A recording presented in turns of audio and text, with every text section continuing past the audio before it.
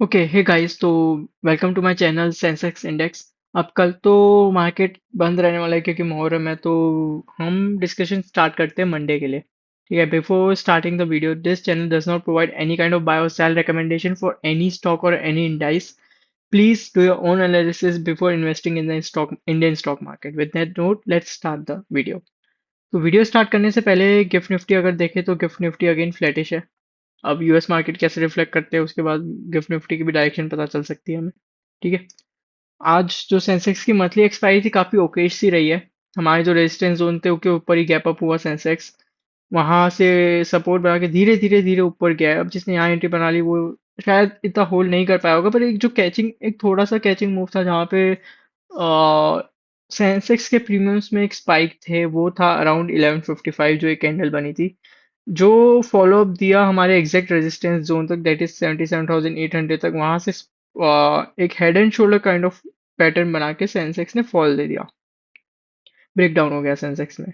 But जिस time पे हुआ उस टाइम पे प्रीमियम भी इतने कम थे और ये जो विक्स बन रही थी ना, इसमें वॉलिटिलिटी इतनी आ गई थी कि सेंस प्रीमियम्स में स्टॉप लॉस हंटिंग भी देखने को मिली थी। ठीक है, एट द एंड हमारा हमने क्लोजिंग दी है 77,100 के पास। जो पूरे गेन्स थे वो वाइप आउट होते हुए दिखे हमें आज।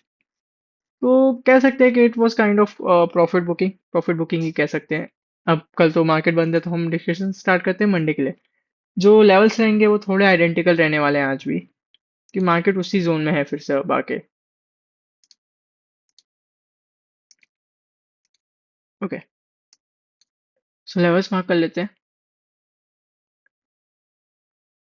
ऊपर में अब फिर से जो लेवल बन के आएगा पहला रेजिस्टेंस का, वो यही रहने वाला है 77,200 से लेके अब 300 350 तक ले लीजिए। या फिर हाँ, 400 भी ले सकते हो। आई नो काफी बड़ा जोन है, पर वो दिखा रहा है वहां पे जो, तो उसको फॉलो करना सही रहेगा। अगर आप ये जोन में ट्रेडिंग अवॉइड कर सकते हो तो प्लीज जरूर करिएगा। ठीक है, क्योंकि जोन दिखा रहा है वहां पे, रेजिस्टेंस जोन दिख रहा है वहां पे, चार्ट पे दिख रहे हैं कि वो रेजिस्टेंस जोन है। और नीचे में जो मार्क कर सकते हैं हम, हम्म, वो होगा 77,000 से 800 का लेवल। इसके नीचे जाता है तो 76,600। या फिर do let's do one thing, not 800, ये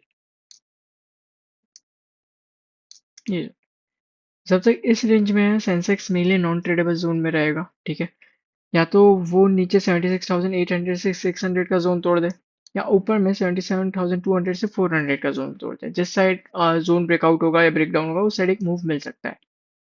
अगर वो 76,000 नीचे में, अगर 76,800 से 600 का जोन टूटता है तो फर्स्ट सपोर्ट बन के आएगा हमारा 76,200। ठीक है, फिर एक मेजर सपोर्ट आ जाएगा जो कि है हमारा 75,800, 75,800 से 750 का।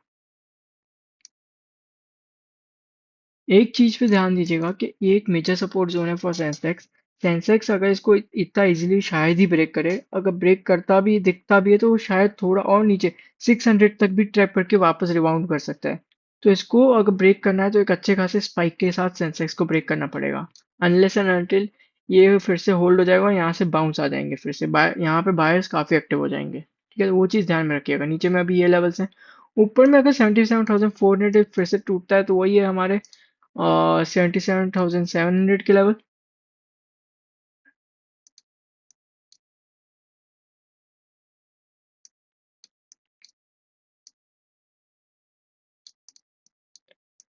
और 77,800 के ऊपर directly we will head towards 78,500।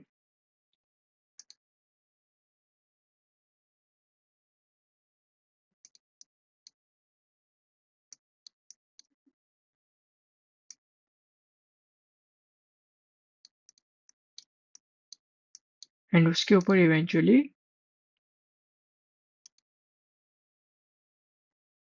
78,900।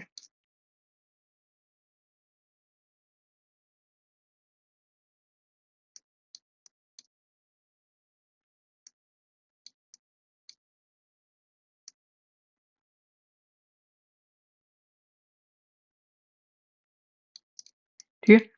तो मार्केट और सेंसेक्स के लेवल्स जो है ना, जो चार्ट पे देख रहे हैं उसको प्लीज इस पे करिए, मार्केट फॉलो करता हुआ दिख रहा है। Market is also holding those level, respecting those levels, और उसी हिसाब से वर्क भी कर रहा है। ठीक है। तो इस जोन में, ये जो पूरा जोन है फ्रॉम 77,400 से लेकर 76,600, ये मेरे लिए नॉन ट्रेडेबल जोन ही रहने वाला है। इस बीच तो ये एटलीस्ट 77,200 से लेकर 76,800, ये तो बिल्कुल ही नॉन ट्रेडेबल जोन रहने वाला है।